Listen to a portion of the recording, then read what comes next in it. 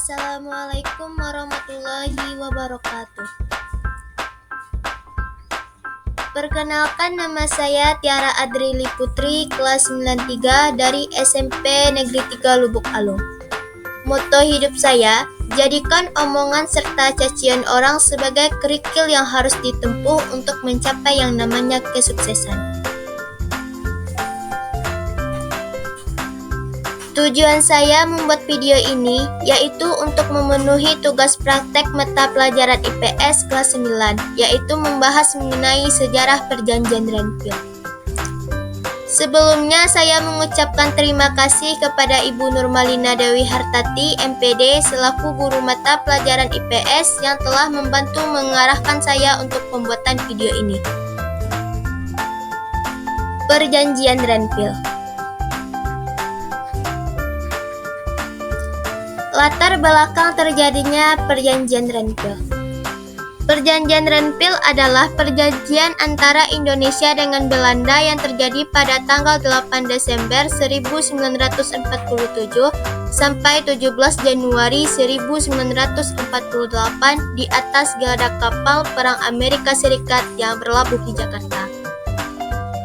Perjanjian Renville diambil setelah Belanda tak kunjung menepati hasil perjanjian Linggarjati pada tahun 1947, yaitu mengakui kedaulatan Indonesia secara de facto.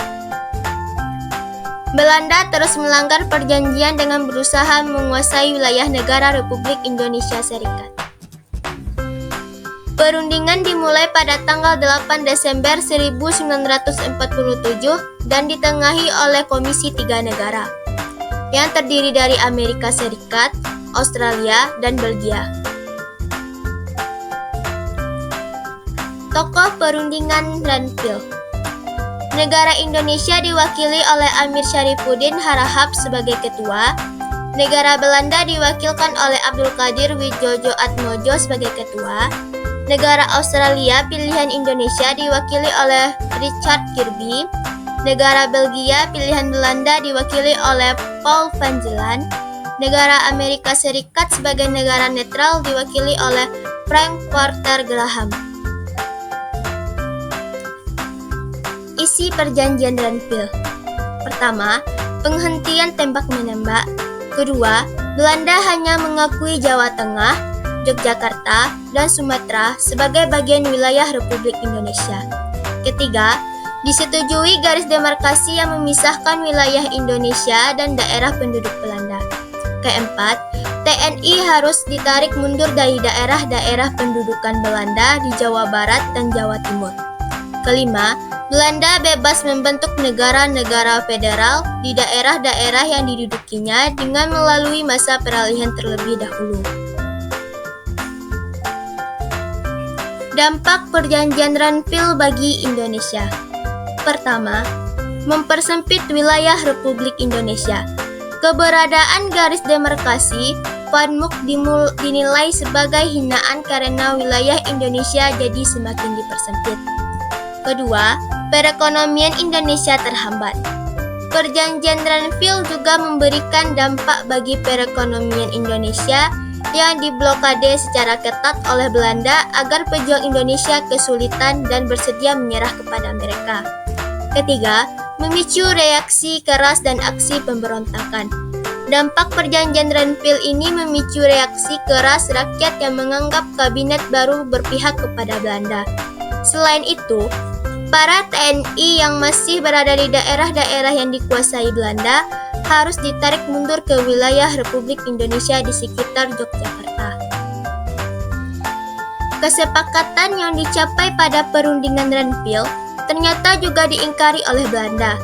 Pada tanggal 19 Desember 1948, Belanda berhasil menduduki ibu kota Republik Indonesia, Yogyakarta. Para pemimpin Indonesia seperti Insinyur Soekarno dan Dr. Andes Muhammad Hatta ditangkap dan diasingkan ke Bangka.